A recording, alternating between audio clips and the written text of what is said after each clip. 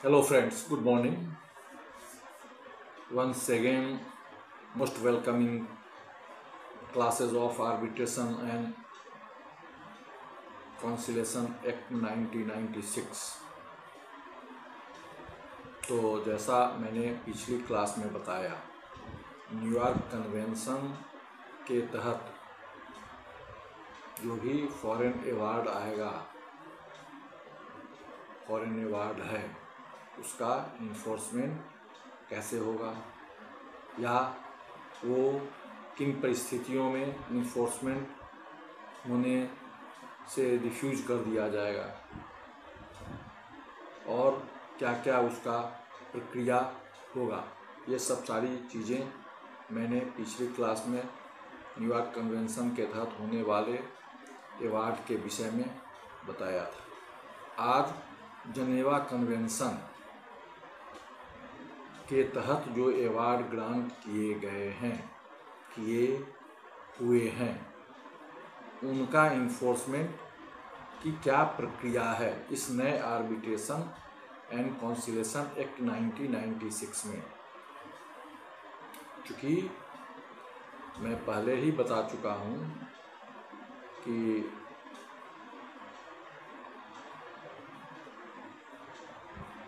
कई एक ऐसे एक्ट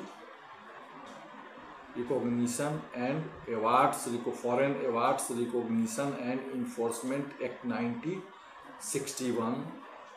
या अदर बहुत सारे एक्ट जो लिटिगेशन को ज़्यादा पैदा करते थे, उन सब को समाप्त करके और एक एक्ट सब चीज़ों को कई एक एक्टों को समाहित करके और आर्बिट्रेशन एंड कॉन्सिलेशन एक्ट 1996 बनाया गया, जिसमें सभी प्रकार की व्यवस्था दी गई। मध्यस्थम से संबंधित तमाम किस्म की जो व्यवस्था है उनको निरूपित किया गया इसमें कि साहब यही एक एक्ट होगा जिसके तहत मध्यस्थम से संबंधित किसी भी विवाद का निपटारा कैसे होगा, उसके लिए प्रावधान बनाया गया और उसको लागू किया गया। तो फॉरेन अवार्ड जनेवा कन्वेंशन के तहत फॉरेन अवार्ड का डिफिनीशन जो है वह आर्बिट्रेशन एंड कॉन्सिलेशन एक्ट 1996 के सेक्शन 53 में दिया गया है। आप न्यूयॉर्क कन्वेंशन का सेक्शन 44 में है डिफिनीशन, किसको आप न्यूयॉर्क कन्वेंशन का अवार्ड फॉरेन अवार्ड मारेंगे और किसको वो बताया गया है सेक्शन 44 में। यहाँ सेक्शन 53 यह बतलाता है कि साहब कौन सा अवार्ड जो है, न्यूयॉर्क फॉरेन अवार्ड जो है वो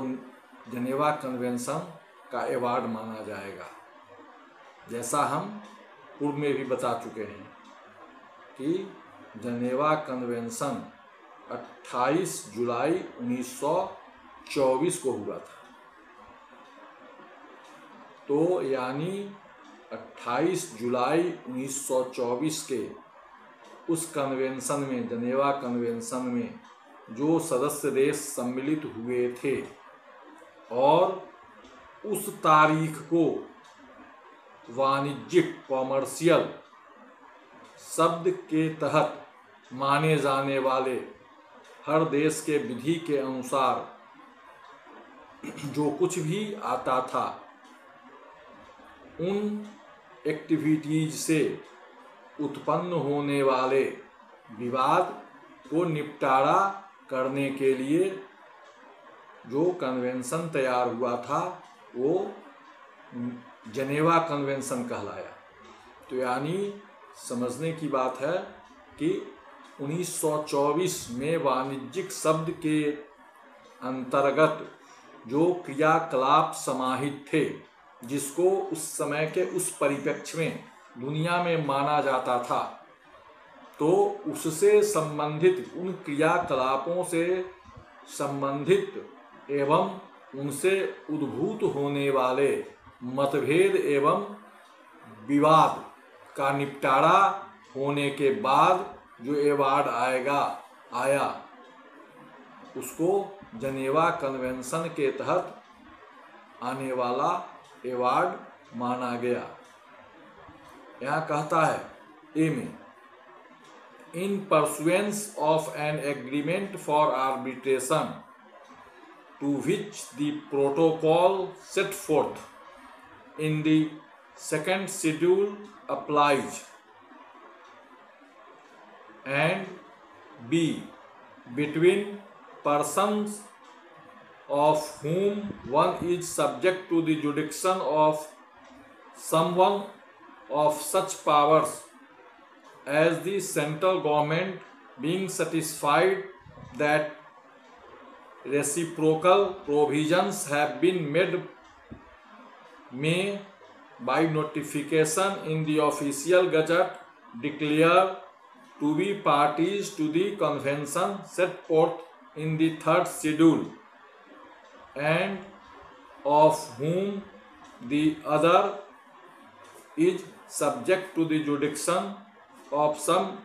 other of the powers aforesaid, and C, in one of such territories as the central government, being satisfied that reciprocal provisions have been made, may be like notification declared to be territories to which the said convention applies, and for the purpose of this chapter an award shall not be deemed to be final if any proceeding for the purpose of contesting the validity of the award are pending in the country in which it was made। तो यहाँ देख रहे हैं कि second schedule जनेवा convention के तहत जिसमें second schedule apply करता है और उसको एक्सेप्ट करते के लिए उसके प्रोविज़न को एडॉप्ट करते हुए गवर्नमेंट ने नोटिफिकेशन करके अपने ऑफिशियल गजट में नोटिफिकेशन करके और उसको लागू कर दिया है, और जिन जिन टेरिटोरी में सेंट्रल गवर्नमेंट ने उसको लागू किया है संतुष्ट होकर उसके प्रोविज़न से, उसमें जहाँ जहाँ यह लागू होता है वहाँ इस चैप्टर के तहत आने वाले जनेवा कन्वेंशन में जो हुआ था और गवर्नमेंट ने लागू किया था उसके तहत आने वाले अवार्ड के इन्फोर्समेंट की व्यवस्था यहाँ किया गया है।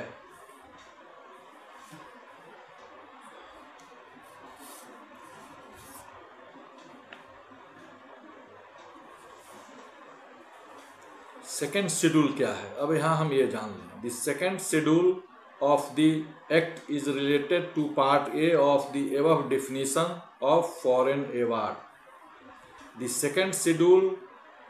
reproduce the text of the protocol on arbitration clause concluded in 1934.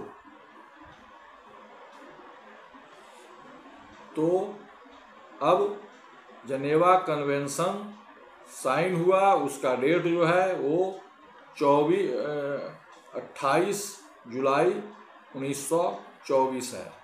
लेकिन फिर उसमें उन चीज़ों को देखते हुए और आर्बिट्रेशन के लिए जो निर्धारित किया गया क्लॉज 1934 में, उसको उसके तहत जिन जिन विषय वस्तु को, जिन क्रियाकलापों को उसमें समाहित कर और उससे उद्भूत होने वाले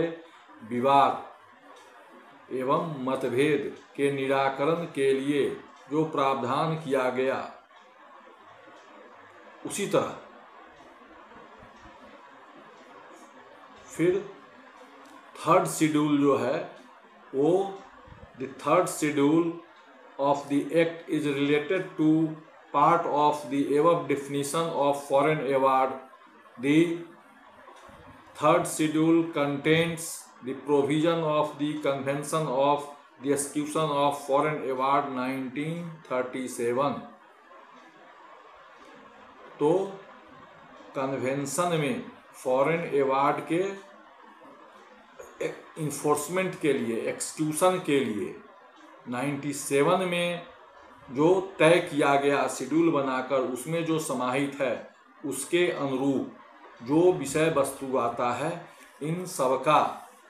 इनसे जुड़ा हुआ इनके कारण उत्पन्न हुए विवादों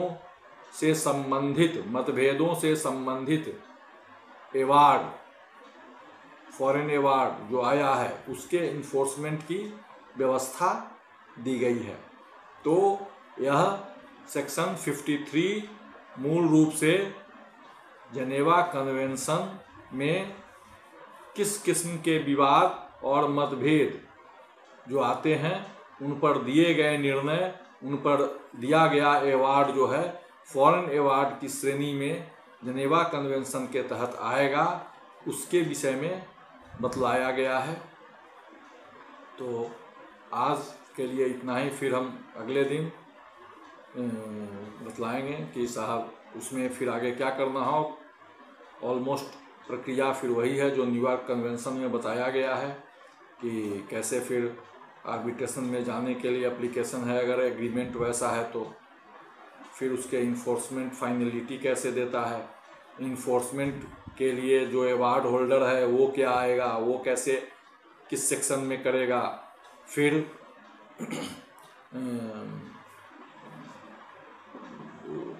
दूसरा पक्ष का किस ग्राउंड पर उसको ऑब्जेक्ट करेगा और कोर्ट यदि उसके आधार को, उसके ग्राउंड्स को सही पाएगा तो अवार्ड को इन्फोर्स करने से रिफ्यूज कर सकता है,